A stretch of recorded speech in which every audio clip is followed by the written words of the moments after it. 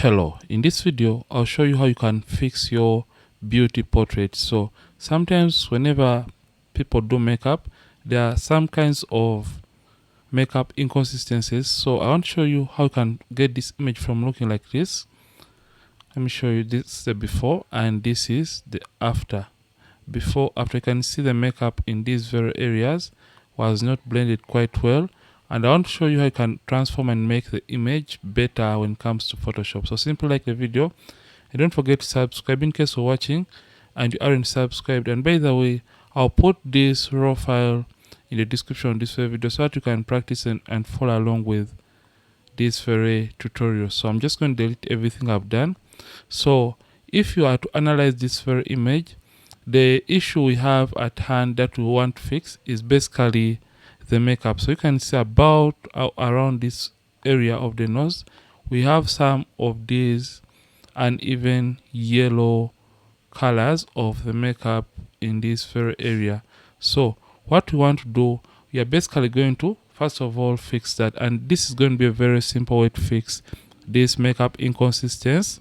So what we shall do, we shall just come to these adjustment layers and come to solid color, and when you come to solid color, just click on OK. So don't mind about any color that is going to be displaying over your image or over your photo.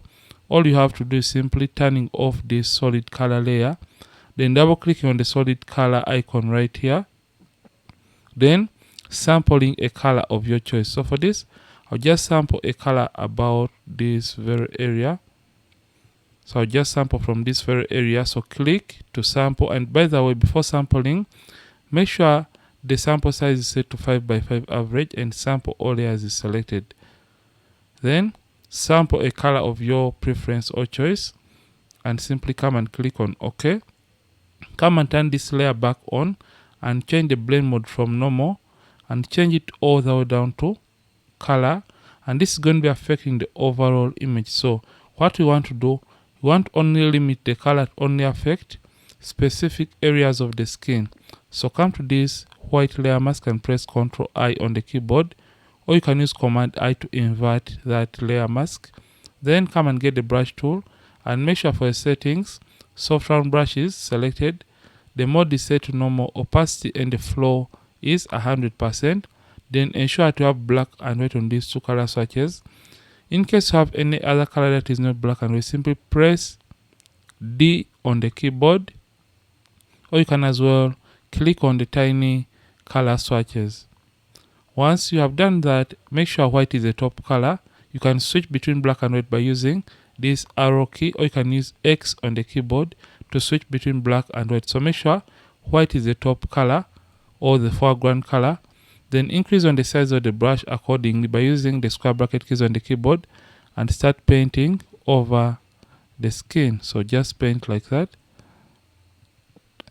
Paint on the skin or over the skin, and this is going to apply this kind of uniform color on the skin. It's going to help you eliminate those yellow colors on or that resulted as a result of the makeup that was applied in those areas. So by just brushing on this area around the nose, we have been able to fix that very effect. So I'm just going to paint over the skin so that I can try to get a more uniform skin color or skin tone for our subject in this case. So I'll reduce on the size and paint. So in case you paint areas that you did not want to affect in the first place, all you have to do is simply switching the brush back to black, and you can use black to erase colors from given areas. So as you're doing all the painting, make sure that you don't paint the makeup or the eyebrows or even the hair. So keep away from the edges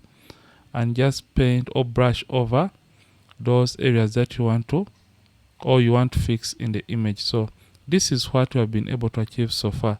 So don't forget the lower part of the body in case you want a very nice and consistent color regarding this. And by the way, in case you're not satisfied with the colors that have been applied, you can simply adjust that by double clicking right here and sampling on a new area, and it's going to help you. So double click and you can sample from a new area, and that color is going to be kept and applied in the areas that you have painted initially. So I'll come to, sorry about this, Command Z.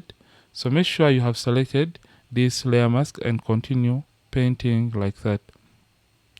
So right now we are done, or we are almost done fixing the skin tone differences in this very image. So as soon as you finish painting, you may notice that the colors may look unreal or unrealistic. So what we want to do, we want to fix those colors so they can look a little bit real or realistic. So just come to the opacity and first of all reduce on the opacity so that the colors can look better and look a little bit more realistic. So about 66, that is okay. And I've not painted on the neck area. So about 66, that is okay. So after that, in case the skin is looking too orange still, just create one final adjustment layer, which is the hue and saturation adjustment layer. Target the reds and simply take down the lightness just like that. And this is going to help you achieve a better skin. So this is where we started. This is the before. Look at the skin. I'm just going to close this. So this is the before. I'll use Command plus. So this is the before for a skin, and after, before, after. We have been able to fix this makeup difference in the skin tone. So you can as well proceed and do the skin retouching. And the other thing that you can do to make this image even better is just doing a little bit of dodging and burning. So I'll just come to the adjustments here and create a curves adjustment layer. Then click in the middle and drag up to brighten up the image slightly. Press Command I on the keyboard. So dodging is for brightening and burning is for darkening. So I'm just going to rename that layer to dodge. Then I'll do the same for the burning. Create another curves adjustment layer. Then I'll click in the middle and drag down to darken. Press Command I on the keyboard. And we can name that to burn. So this is more of adding shape or dimension to this overall image. So after that, just come and click on the dodge layer mask with the brush tool selected, white as the foreground color, and simply draw a line over a highlight. So for dodging, we are basically drawing lines over the highlight of this very image. So just draw lines in those highlight areas. So I'm just going to draw like that, and you can see that it is going to be brightening those specific areas. And you can do the same for the burning. Come to the burn and also draw lines like that in those dark areas. So the major point for this is to create or add shape or dimension to this very photo. So after that, to blend these lines well into the skin, simply double click on this layer mask to open up the properties and come to feather and just move the feather forward like that so that the lines can blend well into the skin. Then also do the same for the dodge. Double click and simply blend this into the skin. So I'll simply put these two in a group, Ctrl G or Command G, before, after for the dodging and burning. And let's see how we have been able to transform this very image. So this was the image initially before, after, before, after. So this is how you can transform your studio portraits and make them better. And when you add skin retouching using frequency separation or micro dodging and burning, this image is going to turn out to be so perfect. So I hope you have learned a thing from or two from this very video. Don't forget to like the video and don't forget to subscribe in case you have been watching and you aren't subscribed to this channel. Ronix from Ronix Photography. Thank you for watching, and I'll see you in yet more videos on this channel. Don't forget to keep practicing and as well keep creating.